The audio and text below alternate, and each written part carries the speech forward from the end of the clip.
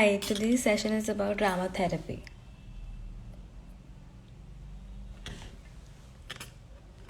Hello everyone, a very warm welcome to all of you. Hope you all are doing fine. Manushala aims to democratize preventive mental health care solution in India, which not only focuses on clinical therapy but also focuses on alternative therapy. Today, I Tamanna Rajwal will be hosting live session. I'm an expert with Manushala and I deal with kids specifically in behavioral issues. Therapy is an international use of drama or theatre to achieve therapeutic goals. Is embodied practice that is active and experimental. This approach can provide the context to the participants. Hi, ma'am. Sorry, I think I jumped in right when you were explaining something. So please go from it. Hi, Tamanna. Yeah, okay, okay.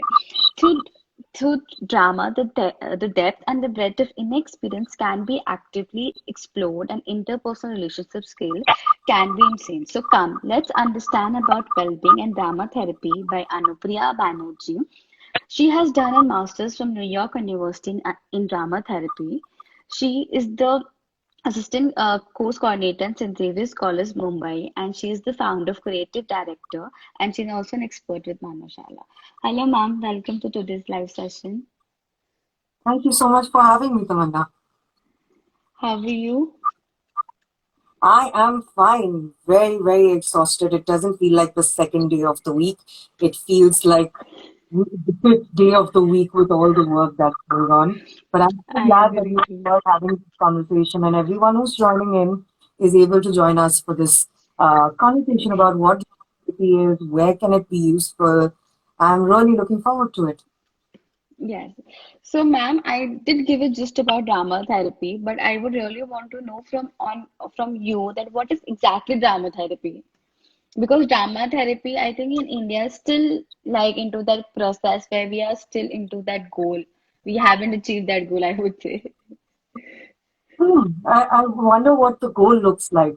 But let me introduce drama therapy, right? I know more often than not when I'm doing a workshop or doing a session, maybe two people out of 10 have heard. In the recent times, I've been noticing a lot more people know about drama therapy, but more often than not, 80% will say that they don't have any idea of what drama therapy is. So, what is drama therapy? Essentially, it is a form of psychotherapy that incorporates techniques of theaters and disciplines of drama based interventions for mental health care and recovery.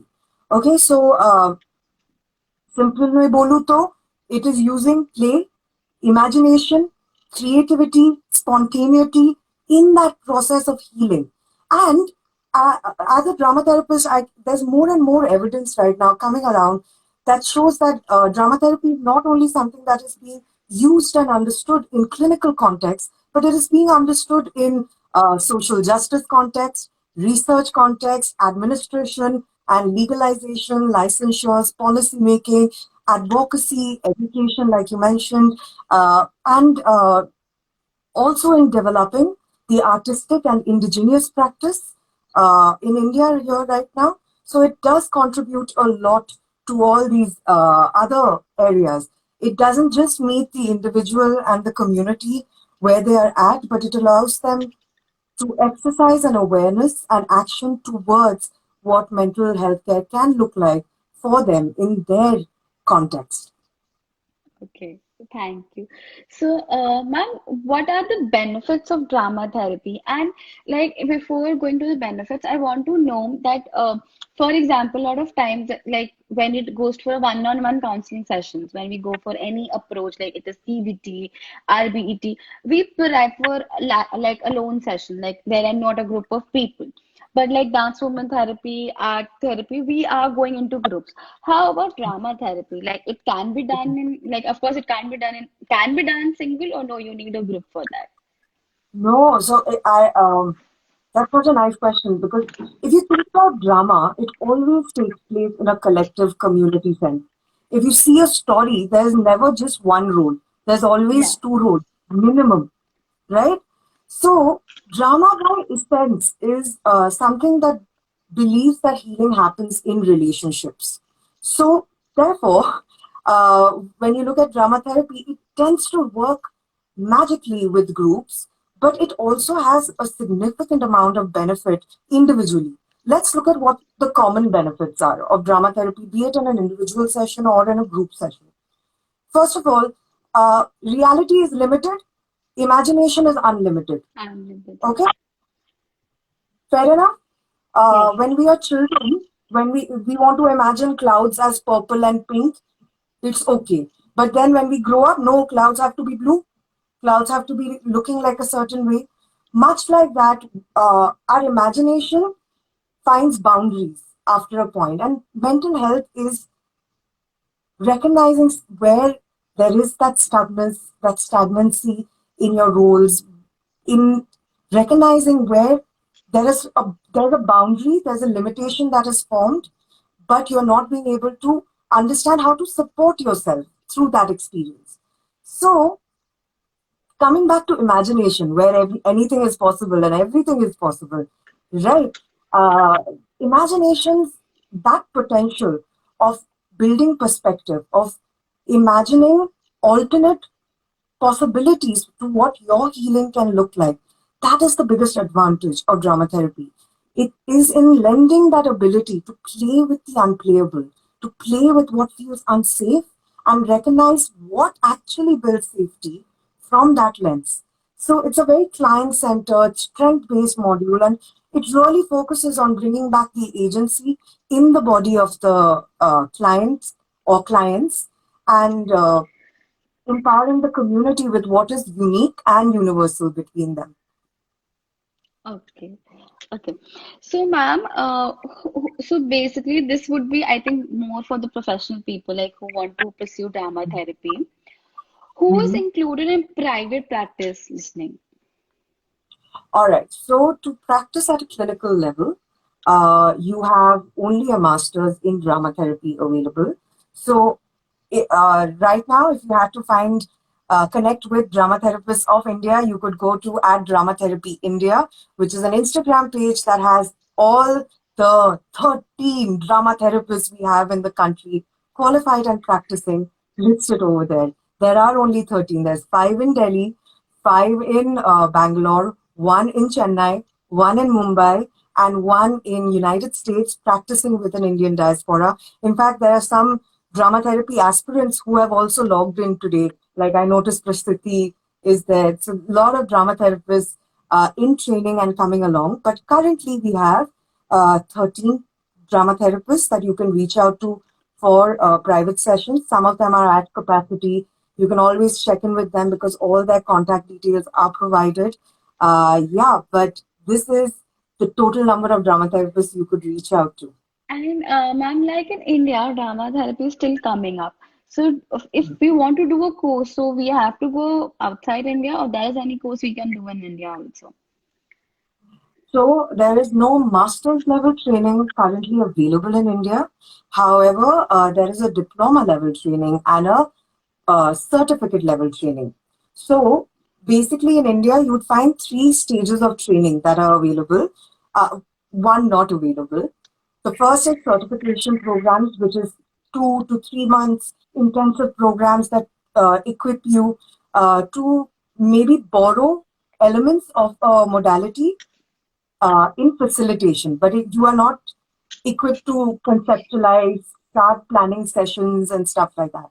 Then you have a 1 year diploma program, which is it's intensive. You do have internship hours, you do have field work and practice and research hours that go in. So it is like you qualify to be an expressive arts therapy practitioner or a drama therapy Okay, practitioner. that's just You're no. not a therapist.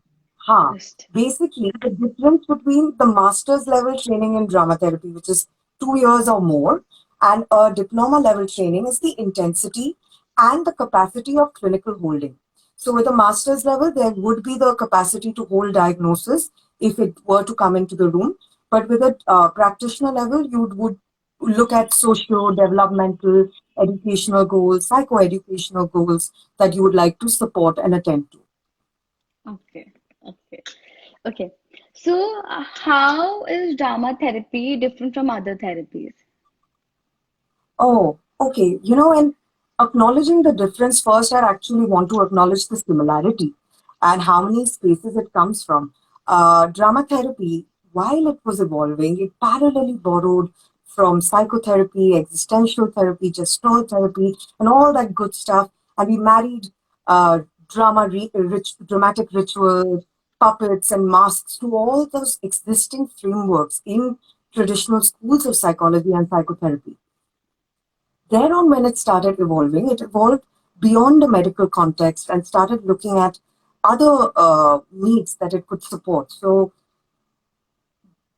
while I would acknowledge that it is different from other therapies, you'll see that it borrows a lot from existing traditional forms of therapy. Like Freud had started writing about art psychotherapy by the Yes, end of agree. everything.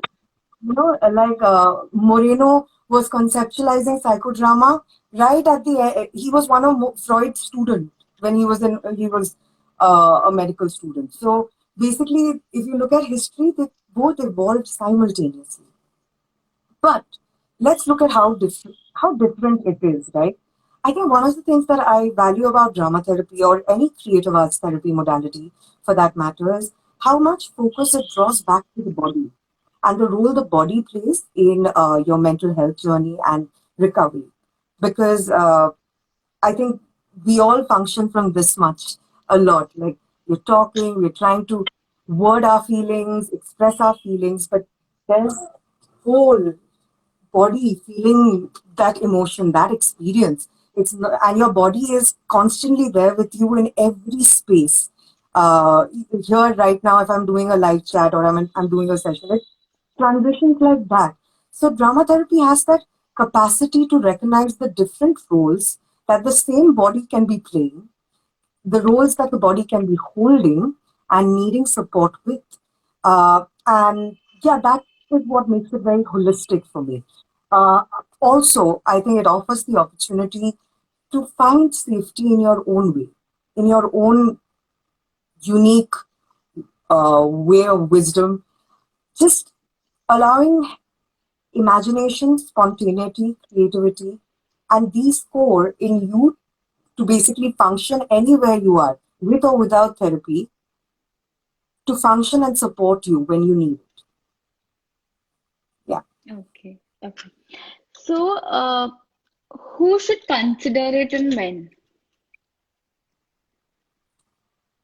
Anyone and everyone who wants to experience what support could feel like to their mental health care and rehabilitation, wherever your mental health is at, can come to a drama therapist or to an expressive arts therapist or to a creative arts therapist or even to an expressive arts therapy practitioner. It really matters when you are, you know, keen on kind of pursuing it. I Yes. feel everybody needs therapy in some sense. Neha Christopher, who's a dance movement therapist, said in a mockumentary film earlier uh, that the trend is that people come to therapy too late when the problem has hit the roof and it can't wait anymore. Like when you know how we will procrastinate with a dentist. No, I can, no, tomorrow, day after. And then one day it's become a giant gap in your teeth and you need to go to a therapist. So, more often than not, the trend is to come to therapy too late. But I really encourage people to recognize what their need is and to see if there is any way that therapy could creatively support that. Um, and also, as someone who's been going to therapy consistently, uh, I love therapy on a good day because it reminds me of or helps me identify things that support me, protect me, my resources, my cores of resilience. I love therapy on a bad day because it allows me to hold the discomfort I'm sitting with and support myself in that need. So, therapy is for all days, for all occasions. It's really speaking when you are ready for it. When you do go out and reach out to a therapist, don't expect that maybe it works in the first go. Allow yourself to meet therapists, find what you need because therapy has to be beneficial for you. Otherwise, it's not serving its purpose. And it may take two, three therapists before you feel like hey, this is my person. I want to Right. go here. Allow that patience to exist, and know that whenever you think it's time for therapy, it's time for therapy. Trust that instinct that's talking and saying Okay. that. Okay. Does drama therapy work for everyone, or does it work better with specific behavior experiences that person has faced? So, there's enough evidence to show that drama therapy applies and works across ages and abilities, across diagnosis, but it also there's so much evidence to specific areas and populations that drama therapy is really wonderfully supported. Um for example, let's take trauma. Essentially, what is trauma? Trauma is any overwhelming event or experience. Event bole to accident, for example, one of event that happened, or an experience like prolonged periods of abuse or prolonged periods of being in a toxic relationship that could feel very traumatic in the body. Everyone's perception of trauma differs. All right. Now, one of the things in treatment that you have to focus on with trauma is how do you restore or reaffirm that sense of comfort, that sense of safety, that trust that was breached? How do we rebuild those bridges, those parts that feel broken, and integrate them in a new way, allow them to exist in whatever shape and form they are in right now? And acknowledge that they are a part of who you are in this moment. So, drama, can you see the potential and the beauty of drama therapy here coming in? And I have an example for the next question. But drama, if I tell you to tell me how you're feeling right now, versus I tell you, give imagine a sound or a movement, okay, of how you're feeling. Then you're not suddenly putting pressure on your limbic system to find words. You're allowing your body to experience and say, you know what, I'm feeling ah, and that's it. Or I'm feeling, even if you're not physically moving, there's still movement. You're still breathing. You're still, there is a sound and a presence that you have. And drama therapy is equipped to meeting that need in the moment across ages. Also, one thing it depends on is the competency of the therapist itself. Like, for example, I might be someone who identifies as a trauma informed intersectional feminist drama therapist. So I do work with these conversations, right? But I might not be someone who is particularly competent in working with substance abuse and recovery. So then, but certain drama therapists are particularly specialized in working with substance recovery. So it really depends on the competency of your facilitator. Drama therapy as a profession can really support and uh, work for a lot of populations and everyone. Okay, thank you. So, how does drama therapy work, and what we do exactly in drama therapy? Okay. So you need one bachelor's in dance or drama. No, I'm just kidding. I'm just joking. Scratch that, guys. Joking. Uh, for you to be in a session with in drama therapy session, you need no prior experience in drama, music, art. All you need to do is just land up and be there and be yourself. That's all we expect and ask of. Uh, Let me take you through what a typical session looks like in a group or in an individual session. Typically, it would start with a check in, like, where are you at? How are you feeling today? If it's an individual session, we might spend a lot of time just checking in and seeing where you are at. Uh, if it's a group session, we might turn it into a game, like, say a word that you're feeling right now. And after that, you have, let's take a sports or a dance metaphor. All right. When you enter a gym class or a what do you call dance class, first you start by warming up your body, stretching it out, getting ready, right? Similarly, because drama therapy focuses on the body, it starts with a little bit of warm up to let the body get okay with that idea of, all right, I'm going to tap into my imagination. I'm going to feel where my hands are at today, where my body is at. I'm going to just allow my body to come into the room, arrive into the room. Okay. Then there's usually a period called action. which is where you would learn a routine and dance in class, for example, in a dance class. But in a drama therapy session, say you've come in with something that you want to discuss, like relationships or work stress or, family. I need to discuss just family. We usually adapt an intervention and see how we could support building insight and action towards what those needs are. So, for example, you recognize, hey, you know what? Boundaries could be something that you write a letter from one part of yourself to another part of yourself, or you write a letter from you to a family member you have a lot to say to, but never will say to. And this letter is going to be with us in this room only. It won't go anywhere. And after you've written that letter, it allows you to get a chance to reflect on, oh wow, so I really have this need to have a boundary where my space is respected, my space is given.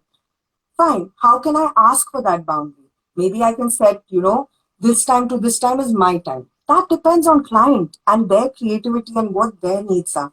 But truly, the action phase kind of brings back focus to what is it that the client is coming in with that day, and how do we kind of support whatever it is the need. Is it to explore, is it to support and just hold what is coming up, or to find skills and coping mechanisms that could support you? Depends on the client. Yeah, but last but not the least, that the thing that happens in a session in drama therapy is closure. Just like in a gym or a dance class, after you finish dancing and all that, they won't just let you go.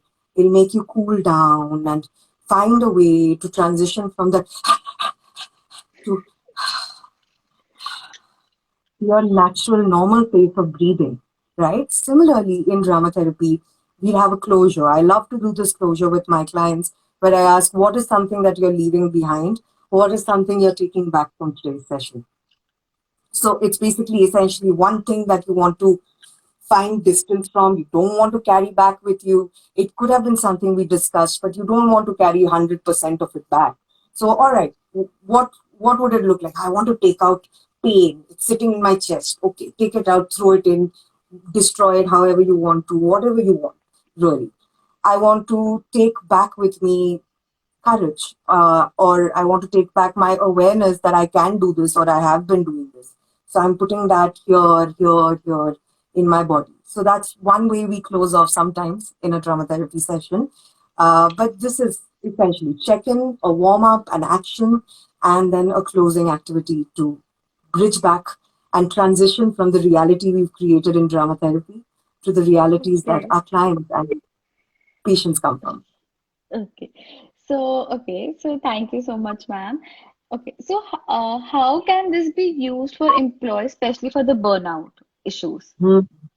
So to first understand what is this term burnout, right? It's used so much right now. But No, yeah. to understand burnout, you need to understand stress, which I think everybody intuitively understands. Everyone who's joined in, give me a heart if you understand. Yeah. But but stress is anything that is overwhelming us physically or mentally. So, for example, going to a vacation can be very stressful because you have to plan, you have to close house, you have to think of what the billies are going to eat, how are they going to survive. Examples. And at the same time, there are events like deaths, divorce, transitions in life, major life events can also be very stressful. There are two kinds of stress essentially. Stress, which is a good kind that increase, like slowly helps your performance in a bit, like the ones before the exam or the nervous stress that I was feeling before this live chat. So all my adrenaline and cortisol got pumping and helped me be here, alert, aware, and be there with Tamanna in all ways possible. But now imagine I have to be on a live chat constantly and I have to be like prepared. Every day feels like an exam. That prolonged period of stress can be very exhausting for the mind, for the body, for the soul. That exhaustion is called burnout. When your body is maxed out, we have used all resources. Can you hear me? Yeah? Yeah, something went. We have used all resources, we've used everything we could in our body. Now, let's take that example of what happens in a drama therapy session, right? A check-in, a closure, and heal. One of the techniques that I love using is hero's journey. It's inspired by role theory by Robert Landy. And in the hero's journey, basically, if you've ever seen a movie, every movie has one hero. Either it's the person who the film is fully based under the protagonist. Okay, the hero wants something in life. Okay, I want dollar, chora, paisa, ladki, gadi. I want something in life. Okay, then there's an obstacle, something that blocks it and doesn't allow it to get that. Okay, and then there will be something that guides and helps the hero get what they want or transform in the process, right? So now if I have to use that structure and just look at burnout, I can ask my clients or people attending a session to write a story about what are the obstacles in your story, what are those guiding forces in your story to your stressors.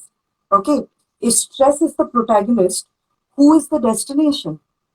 Okay, stress का destination is to be Buddha. अच्छा, stress को बुद्धा बनना है. Stress को बुद्धा बनने के लिए उसको क्या चाहिए? Okay, it needs the obstacle that's coming is thinking.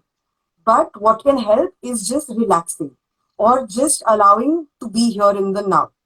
Okay, so I've identified obstacle, guide what is my stressor and what is also supporting the process.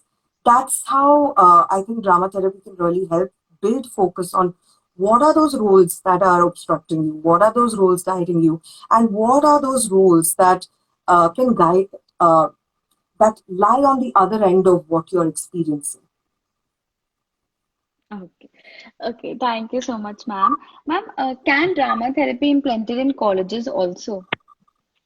Yeah, I think I just want to start by acknowledging all the efforts that there are already being placed by student-run initiatives, college-run initiatives like Youth for Mental Health, Youth for Expressive Arts, that have been doing wonderful work to bringing to awareness what expressive arts therapy is, what drama therapy and other modalities of creative arts therapies look like. Uh, Xavier's, for example, has a program, so it's not just being recognized by student-run initiatives. Programs are recognizing that there is scope to train students, and Xavier's has offered a program. There's a program in dance movement therapy that's offered by St. Mira's College. So there's different colleges definitely recognizing the need for training potential. There is many more ways that drama therapy can support college structures. Students are constantly at the nexus of body, identity, relationships, um, stressors, traumas, exam pressure, peer pressure. There's so many different intersections that students in college lie at. So there is great scope and potential for drama therapy to support that need of supporting development, not just at colleges, but even at schools. Okay. Okay. Thank you, ma'am. And what about school? Like, can we do drama therapy in school and how? Like, because kids are at an age where they won't understand a lot of things. So how we can use it in schools? So, in schools, again, drama therapy adapts to who it's meeting in the room. So, if it's with children, it would work very differently. Maybe I'd use a sand tray and have different play toys put in, and we just imagine each action figure as a character and do a little bit of drama. It adapts to different levels of awareness, development, capacity, always. Um, if you want to look at how drama therapy works, not just in schools and colleges and forensic sites and inpatient psychiatric wards, you should definitely check out www.nadta.org, which is the North American Drama Therapy Association website that has a packet of 10 docs that explain how drama therapy works in different settings. So you can Okay. definitely pick that up as a resource, and I'll be sure to send the link to you so that you can put it in the uh, Sure. over. Yes, sir. Sure. Yeah, Okay. and also another interesting resource to check out is Standing Tall.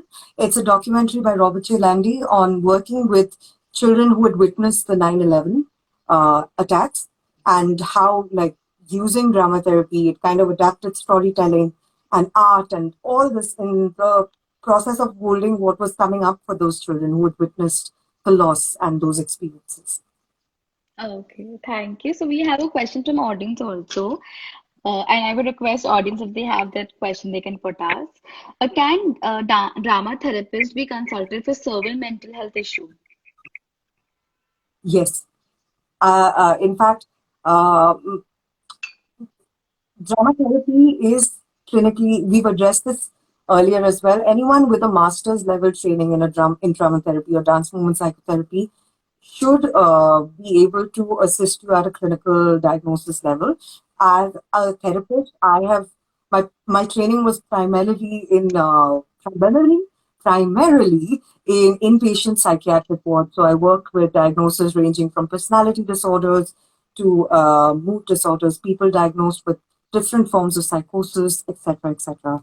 But in India as well, my practice continues to work with people with diagnosis and people who come in without diagnosis. Like more often than not, I'm doing trauma informed work and care with all my clients, but they don't have a diagnosis of CPTSD or vicarious traumatization. It's just, yeah, it does adapt to diagnostic needs. Okay, okay. So that was the question. I would request audience if they have any questions from us. There was a question earlier. Yeah, Can that I've drama therapy? asked. You got it. Thank you so much. Okay, so Yep. I don't think we have any other questions, so I would take your leave. Thank you so much, ma'am. It was an amazing session. This was something very new to all of us because the Dharma therapy is still we are working, so it's a very good therapy for all of us. Thank you so much, ma'am. Thank you so much for having me Thank and you. the people that Manushala is doing. Looking forward Thank to you. collaborating. Okay, thank you, ma'am. Have a good day. Bye. Bye, everyone. Bye. Thank you for joining. Bye. You. Bye. Bye, ma'am.